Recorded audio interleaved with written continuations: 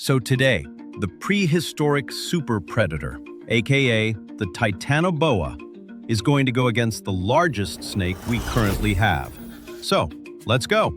Picture the most massive green anaconda you can imagine. Now, try to envision a serpent so enormous it could gulp that anaconda down without a second thought. That was the Titanoboa. For millions of years, this wasn't just another reptile. It was the absolute ruler of the prehistoric tropical world. This creature was a true titan. Experts have found evidence that it stretched between 42 and 50 feet in length. To give you an idea of that scale, it's like looking at a full-sized school bus slithering through the mud. It weighed a staggering 2,500 pounds. If you could somehow stand a Titanoboa up on its tail, it would reach the height of a 4-story apartment building. The name literally means Titanic boa, and it definitely earned that title. While the snakes we see today are relatively slender, the Titanoboa was so wide that if it crawled into your living room, it would reach all the way up to your waist. But its true weapon was its power. It possessed a crushing force stronger than any other snake in history. It could flatten a heavy piece of machinery with one squeeze of its massive body. While modern snakes usually go after small mammals, the Titanoboa was so dominant it actually ate 10-foot-long crocodiles for its daily meals. This giant had a unique thermal requirement that modern snakes don't have. It lived during a time when the Earth was much steamier. Because snakes are cold-blooded, that intense jungle heat acted like a battery, giving the Titanoboa the energy it needed to maintain such a massive frame. Now, let's meet the current reigning heavyweight. As everyone knows, the Green Anaconda is the most formidable snake alive today. It isn't just long, it's the heaviest snake on the planet. A Green Anaconda can reach lengths of up to 30 feet. To match its sheer bulk, you'd need the weight of several grown men. Its body is almost entirely muscle, and it is built for total stealth. In fact, it can stay submerged for a long time, perfectly hidden, just waiting for something to stop by the water's edge for a drink. It's not just about size, it's about tactical design. Its eyes and nostrils are positioned right on the top of its head, allowing it to stay almost entirely underwater while keeping a lookout. It doesn't need fangs or venom, it uses pure raw constriction to overpower its prey. So, now you've met both of these massive serpents. Let's see what happens when they clash. We're going to look at 3 different ways this could play out. To understand this battle, we have to look at how the Titanoboa hunted. It was a master of the murky water ambush. Its dark, patterned skin made it vanish in the shadows of the swamp. It would wait, completely still, and strike only when it was certain of a win. Imagine the Green Anaconda is resting near the bank. Suddenly, the water erupts.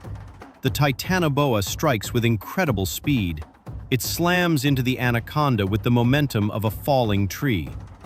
In this scenario, where the giant gets the first move, the Titanoboa's massive weight advantage is simply too much. Even the world's heaviest modern snake can't fight back when it's being crushed by a ton of muscle it never saw coming. But what if the surprise attack fails? What if the Green Anaconda sees the danger and prepares for a fight? This becomes a battle of pure physics. You have to remember, the Green Anaconda is hundreds of pounds of solid muscle.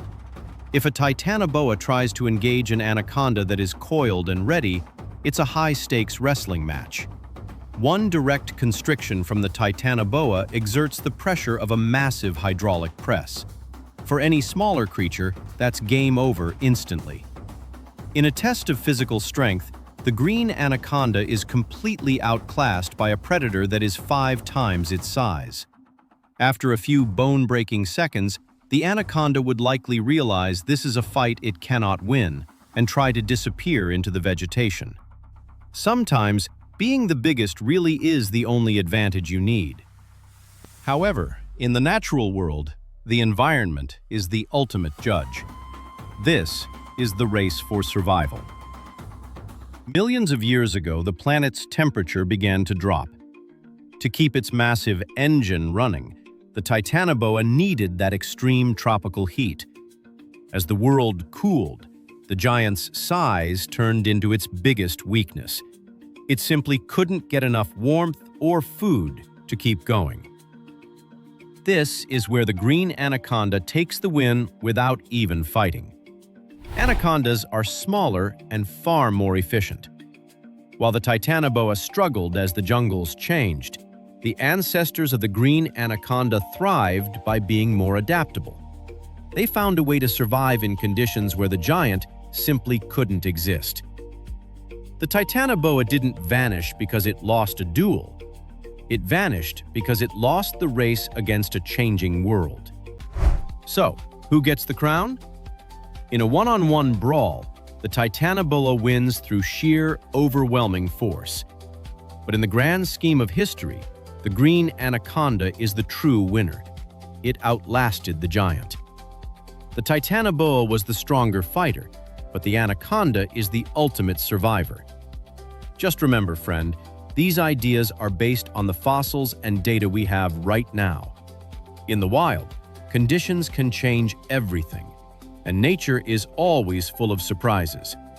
The world still hides many mysteries, but one thing is certain: we will likely never see giants of this scale again. If you enjoyed this journey into the deep past, make sure to subscribe to Blinkaro for more incredible battles from the wild. Thanks for watching.